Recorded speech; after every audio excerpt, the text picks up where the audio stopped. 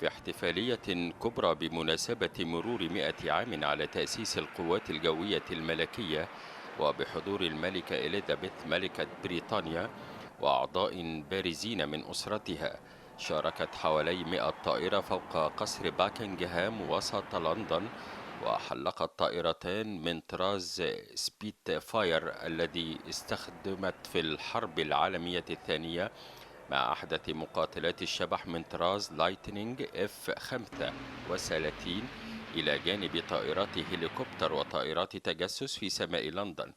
كان الاحتفال بالقوات الجوية الملكية التي أصبحت أول قوات جوية مستقلة عندما تأسست ككيان منفصل عن الجيش البريطاني والبحرية الملكية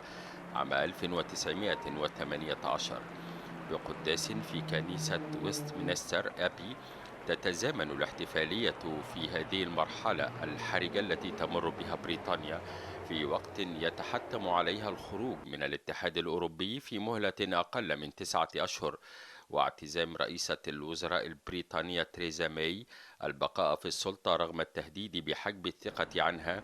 بعد استقالة وزيرين أساسيين في حكومتها بسبب خلاف معها حول نهجها لبريكست.